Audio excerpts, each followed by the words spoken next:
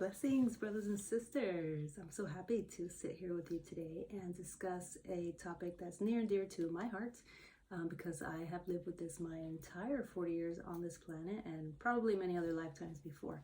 So basically what I'm talking about is being an empath. And what does it mean to be an empath? Basically, it means that you feel everyone's everything.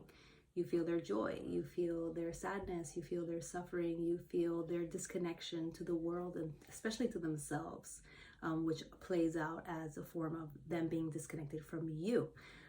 So I want to talk a little bit about some of the nuances of this and what I've learned on my own personal journey and how hopefully it can help you to overcome some of this, what I call suffering, empath suffering.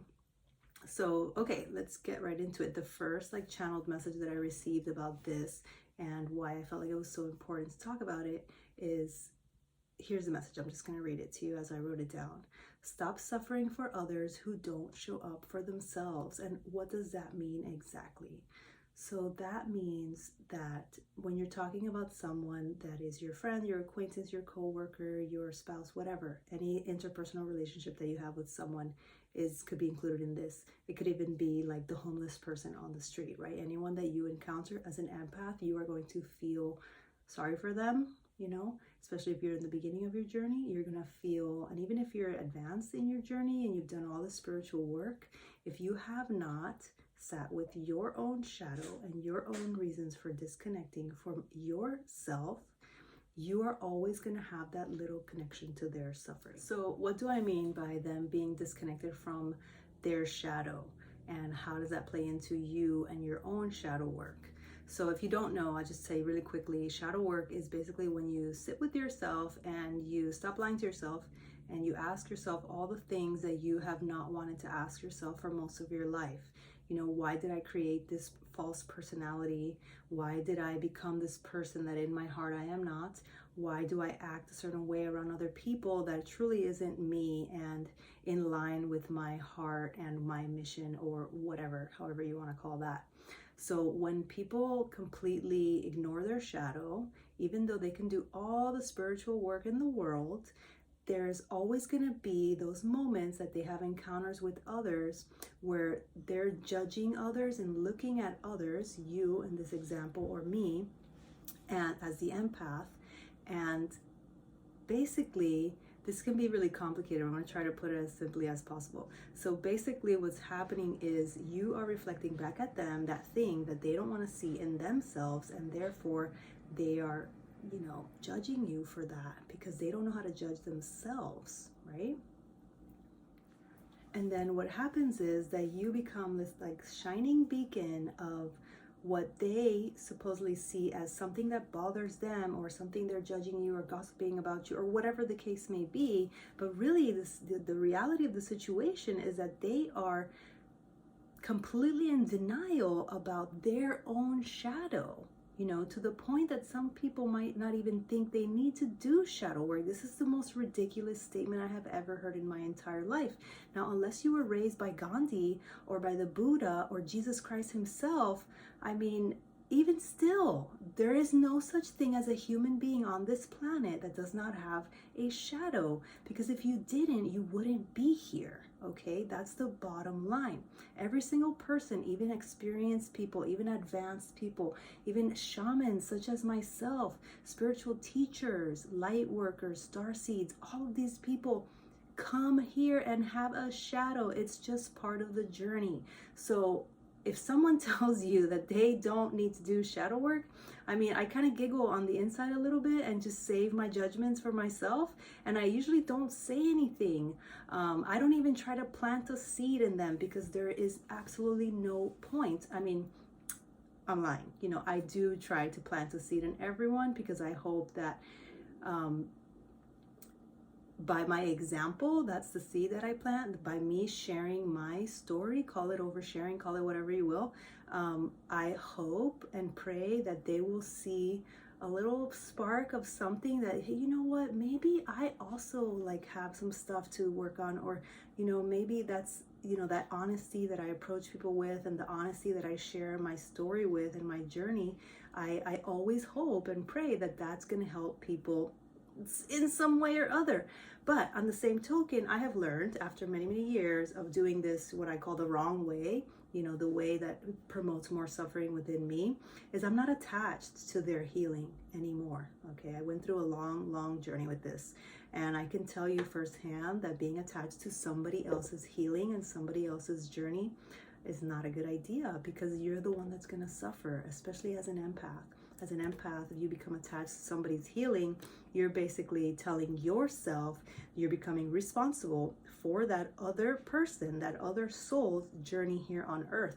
And that is not your responsibility, okay? Unless you are the creator, which you are not. Now, mind you, side note, we are all pieces of the creator. We all have the creator within us. We are all, the creator. However, you are not the one that created that soul. Okay, so it is not your responsibility, nor there's no space in your mind for this or your heart. And the more that you do this, the more that your heart shrinks down, because you just start to like pick up on everyone's shadows, and you start to become like so involved in everyone's healing, and it becomes extremely heavy. So I'll give you an example. When I do energetic clearings on people, shamanic energetic clearings on people, what I see the most common among empaths is a shrinking of their heart, because they start out with this huge open heart chakra, and they're just this like ball of love, and they just feel everything, and they want to feel love. So when you stop feeling that love and that joy in so many people, which is sadly what's going on in the collective right now, there's a lot of depression, there's a lot of anxiety, there's a lot of people, trying to face their shadows. There's some people that don't even want to acknowledge their shadows. There's just, every color of the rainbow happening right now. So what happens as an empath is you, as a form of protection, you shrink your heart down, as little as you can get it. So you're like, oh, let me protect myself. Let me not go out. Let me not be around people. Let me not open up myself to anyone. So a lot of us become introverts. Personally, I never had that problem per se, but I'll share with you my version of that. So I'm an extroverted person. I absolutely love people. I love humans, all of them, every color, every single flavor. I love it. I love you. Okay, seriously. But my version of this introverting thing was that I hid my true self from not only other people, but from myself, because it was just so painful to feel everyone that I stopped feeling myself, as a way to try to, solve this problem, right? As someone that likes to solve problems. And that was the dumbest thing I ever did. Okay, so basically what happened was that I completely detached myself from my true soul's purpose and my true soul's love, and the amount of incredible love that I have for humanity, which has taken me a few years to kind of come full circle and be like, you know what? Yes, I love these humans, and not all of them are living in their soul's alignment, which means that not all of them are that beautiful, shining, amazing, bright soul that I see when I meet them. And I have had to learn to kind of take that in. When I meet people, I meet their soul. And this has been both a blessing and a curse, because as you probably know, if you're watching this, most people are not living in their soul's alignment. They're not living in their heart, as that's a better way to put it. Okay, they're not living in their heart, right? They're not coming from a place of loving themselves fully to be able to give any type of love to you. So, this is just my point of view and my perspective, of course, and I hope that some of this can help. And as always, if you have questions or if you have something to share, I would love to hear it, because I love to talk about this. And I also want to say, go a little further deeper into it. Another thing I wrote down is energy is wasted on those that energy is wasted on those that choose to put blinders on their shadow while judging you for yours. So as I was saying before, remember that if somebody is judging you, somebody is gossiping about you, whether you know for sure or not, if you're an empath, I promise you that you can feel it, and you just have this like gut wrenching like sensation, like you know, I thought this person was my friend, but here we are, and I feel like this kind of yucky vibe whenever we start talking about stuff, or if I start sharing, and you have to trust yourself. I don't know if you guys just saw that little orb right above me. Rewind if you didn't see it. Anyway, love those. I love magical moments, so I'm always going to stop and point that out. So thank you, angels, for being here, whoever that happens to be. I feel like it's probably one of my angelic spirit guides. Just, you know, that's the first thing that came to me. So additionally, you know, what is judging, right? Judging, to me, one of the biggest things of judging is gossiping. And I call this like the backhanded judgment, because basically what you're doing is you are judging the person that you're talking about, but you don't have the balls, okay, to tell them to their face how you feel. So there's so many things I want to say about that. You know, first of all, if you have a friend and that friend does nothing but gossip about you, whether you know it for 100% or not, okay, trust your instincts, trust your gut, trust that vibe, that yucky feeling that you feel when you just like, I don't know why, but I can't be myself around this person. That is a sure sign that they just don't, basically they don't want to address their own shit, okay? That's the reality of it. They don't want to address their own shit, and they'd much rather point out your shit so that they can, who knows, feel better about themselves. I stopped, honestly, I'm not going to give you any more reasons, because I stopped trying to figure this out a long time ago.